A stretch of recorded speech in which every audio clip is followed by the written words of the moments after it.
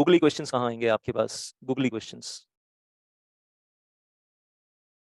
Exam में ICSI बेवकूफ बनाएगा आपको, और आप बेवकूफ बनोगे अगर आप ध्यान से नहीं चलोगे तो। और क्लीन बोल्ड, हाँ, गूगली बॉल पड़ेगी, बैट कहीं और होगा और गई विकेट आपकी। वो कहाँ आएंगे? क्राइटेरिया बेस्ड क्वेश्चंस के अंदर। अब क्राइटेरिया बेस्ड क्वेश्चंस के ऊपर किस तरीके से गूगली क्वेश्चन आ जाएंगे? दो तीन बातें हो सकती हैं इसमें जब हम बोलते हैं googly questions in criteria based question answers. अब आपने बहुत सारे क्राइटेरिया याद किए होंगे, सर याद ही तो नहीं रहते। अब ये बहाना तो चलेगा नहीं, इस वक्त तो ये आप बोल ही नहीं सकते याद नहीं रहते। सारा सिलेबस खत्म हो गया, रिवीजन हो गई, अब आप कहोगे सर अभी भी याद नहीं रहता, तो ये तो चलेगा नहीं भाई, नहीं तो गड़बड़ी गड़बड़ है। वुमेन डायरेक्टर कौन सी कंपनीज में अपॉइंट करना मैंडेटरी है, वो अलग क्राइटेरिया है। लिस्टेड कंपनीज और कंपनीज हैविंग नेटवर्थ 100 करोड़ और टर्नओवर 300 करोड़ और more, unlisted unlisted companies. Then independent director कौन सी कंपनीज में अपॉइंट करना मैंडेटरी होता है, लिस्टेड पब्लिक कंपनीज में, और unlisted public companies having paid up capital of 10 crore और मोर, और I'll say paid up capital 10 crore or more, or turnover 100 crore or more, or borrowings more than 50 crore. Audit committee के लिए भी same criteria, NRC committee के लिए भी same criteria, audit committee, NRC committee, independent director, same criteria. तो criterias तो याद होने ही चाहिए। ऑडिटर वाला क्राइटेरिया जहां पर रोटेशन होती है, रोटेशन ऑफ ऑडिटर वाला क्राइटेरिया 139 सबसेक्शन 2। तो हर जगह अलग अलग क्राइटेरियाज हैं। 139 सबसेक्शन 2 में रोटेशन कौन सी कंपनीज में करना मैंडेटरी होता है, वो क्राइटेरिया याद करो।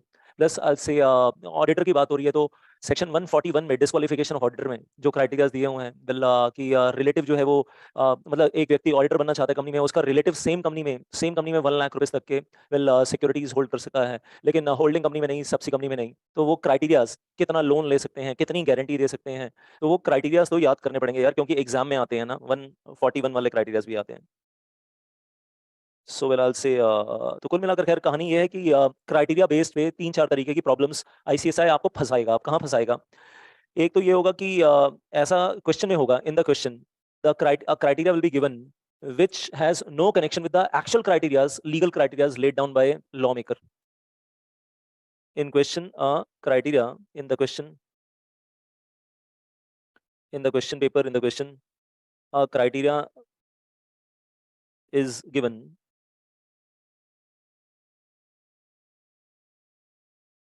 which has no connection at all with legal criterias in main provision.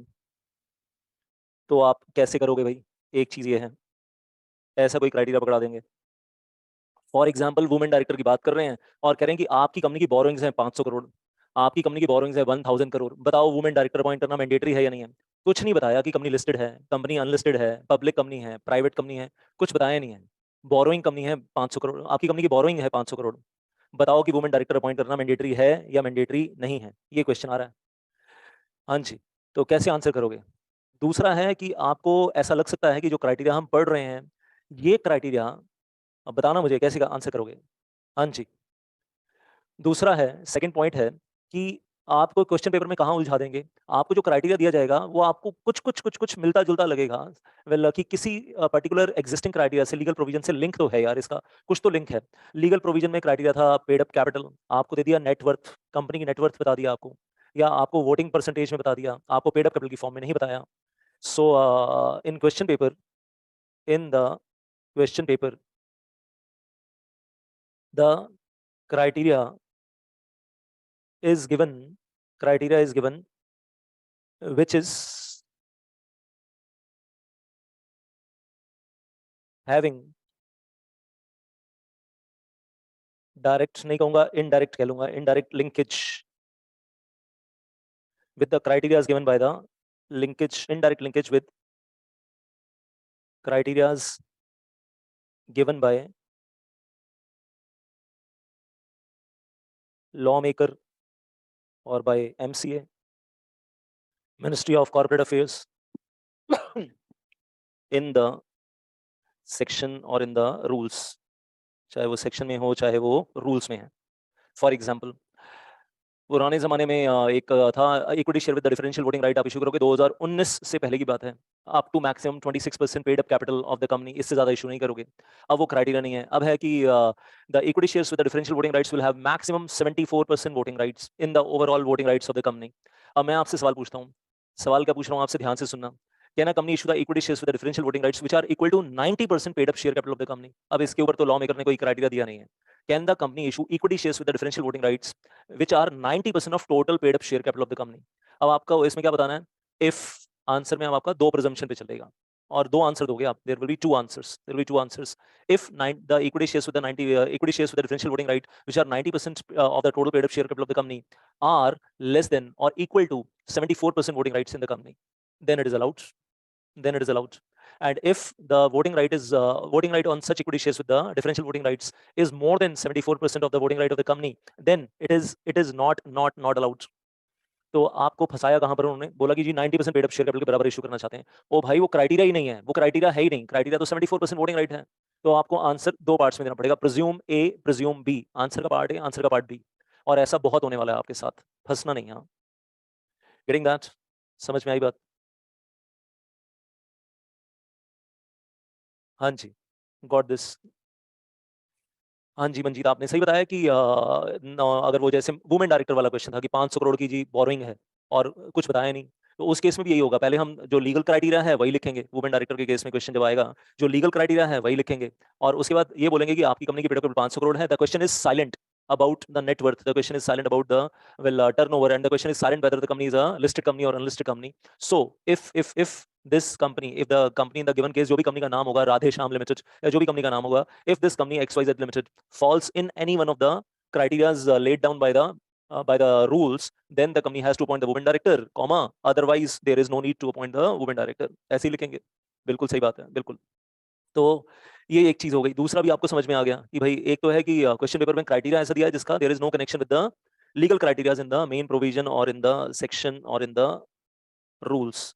और दूसरा हो गया भाई लिंकेज है लेकिन कंफ्यूज करने वाला लिंकेज है, confuse to create the confusion. तो क्वेश्चन पेपर में जो क्राइटेरिया आपको दिया है वो इनडायरेक्टली लिंक्ड है with the criterias which are given by the law maker, ताकि आप फंस जाओ, ताकि आप फंस जाओ और वो गुगली पड़ जाए और क्लीन बोल्ड हो जाओ, और वो जो पेपर चेकर आपका दिमाग अपने तरीके से चलाना चाहता है वो उसमें सक्सेसफुल हो गया।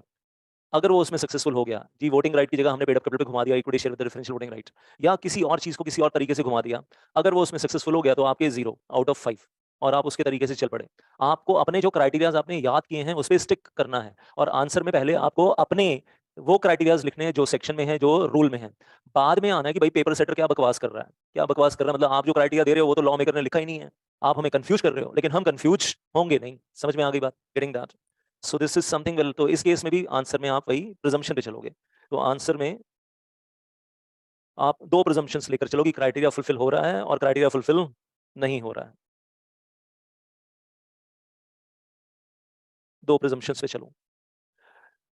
अब तीसरी चीज में जाने से पहले आपको बताऊंगा एक चीज जो मैंने आईसीएसआई की गड़बड़ देखी है पास्ट सजेस्टेड आंसर्स में, पास्ट गाइडलाइन आंसर्स में। आईसीएसआई ने दो प्रिजम्पशन लेने के बजाय एक ही प्रिजम्पशन ले लिया और उसी के बेस पे यस या उसी के बेस पे नो करके आंसर खत्म कर दिया। और मुझे बड़ा दुख होता है यार, मतलब अगर अगर वो उसके बेस पे बच्चों के पेपर चेक हो रहे हैं तो गड़बड़ हो जाएगी। मतलब आपने प्रिजम्पशन एक प्रिजम्पशन के बेस पे आंसर यस कर दिया, बच्चे ने दूसरी प्रिजम्पशन लेकर आंसर नो कर दिया, आपस में मैच नहीं हो रहा, उस बच्चे को आपने नंबर नहीं दिया, you are giving only 1 mark out of 5 कि भाई ऊपर लीगल प्रोविजन लिखा है उसका 1 नंबर पकड़ा दो, नीचे कंक्लूजन मैच नहीं हो रहा।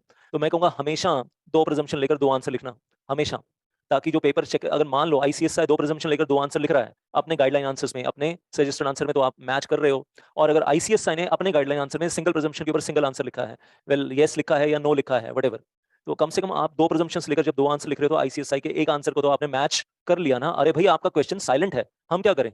आपका क्वेश्चन सही क्राइटेरिया के बारे में साइलेंट है, तो हम दो प्रिजम्पशन क्यों ना लें? हमारा हक है, साडा हक एथे रख। समझ में आ गई बात? तो हम तो दो प्रिजम्पशंस ही लेंगे और हम उसके बेस पे दो आंसर ही लिखेंगे, चाहे आईसीएसआई के गाइडलाइन आंसर में एक आंसर आए। हम क्यों लें एक आंसर जब आपने, आपका मेन क्वेश्चन साइलेंट है? तो दो प्रिजम्पशंस लेंगे और उसके बेस पे दो आंसर लिखेंगे। लेकिन चार चार प्रिजम्पशन लेने मत बैठ जाना, पता चलेगा जी चार चार प्रिजम्पशन लेकर आप चार चार आंसर लिख रहे हो। तो बात समझ में आ गई आपको? और ऐसे ही मैं कहूंगा फर्स्ट वाले के लिए भी और सेकंड वाले के लिए भी, दोनों के लिए हो गया कि यहाँ पर भी आप दो प्रिजम्पशंस लेंगे और दो आंसर्स लिखेंगे, और यहाँ पर भी आप दो प्रिजम्पशंस लेंगे और दो आंसर लिखेंगे। अब सुनो अगला वाला, कहाँ परेशान करेंगे। फॉर एग्जाम्पल एक एग्जाम्पल ले रहा हूँ, सेक्शन 186, और कंपनी के अंदर दो क्राइटेरिया बता दिए उन्होंने, 60% of paid up capital plus free reserves plus security account, और 100% of free reserves plus security account, which ever is higher. Limit के अंदर है तो बोर्ड रेजोल्यूशन, और हायर लिमिट के ऊपर जा रहे हैं तो स्पेशल रेजोल्यूशन।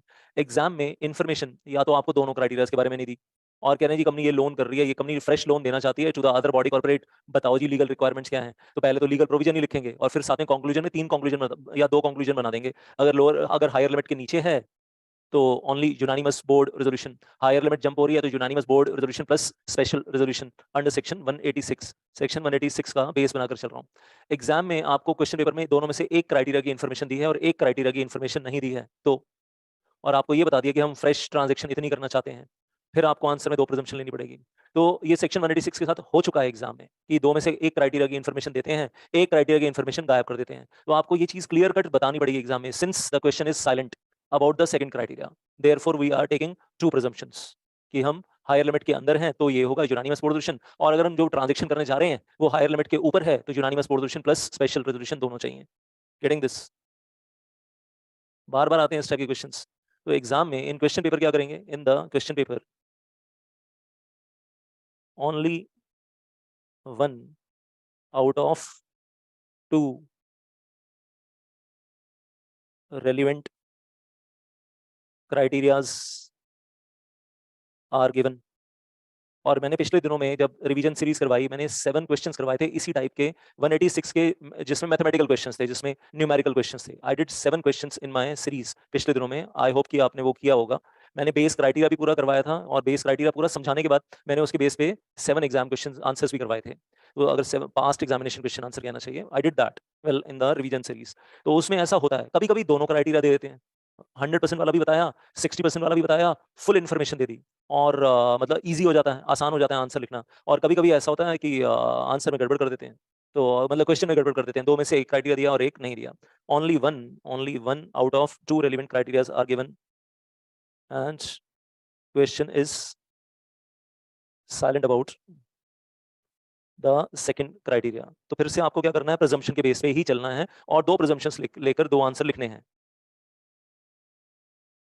तो once again I will say the same thing comes here also, और यहाँ पर फॉर एग्जाम्पल सेक्शन 186 के साथ ऐसा करेंगे।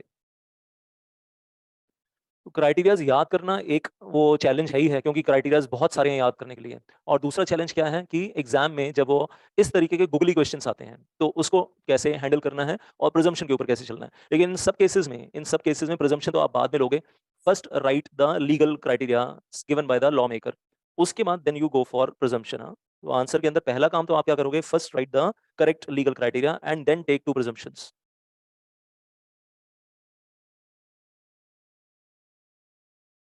फर्स्ट राइट लीगल क्राइटेरिया जो लॉ मेकर ने दिया है, मतलब हम पेपर चेकर को ये बता रहे हैं कि देख भाई, तुम कितना भी कंफ्यूज करो हम होते नहीं है कंफ्यूज, क्योंकि हमें लीगल क्राइटेरिया याद है, हम पक्के हैं, हम कच्चे खड़े नहीं हैं, किसी ने भी घुमाया और हम या किसी ने भी तोड़ा और हम टूट गए, हम पक्के खड़े हैं, पक कर आए हैं, तो हमें कोई कंफ्यूज नहीं कर सकता। तो फर्स्ट राइट लीगल क्राइटेरिया जो एज पर लॉ है, उसके बाद देन टेक 2 प्रिजम्पशंस। बात समझ में आ गई होगी आप लोगों को। तो ये गुगली के अंदर फंसना नहीं है आप लोगों को, बस याद रखना ये।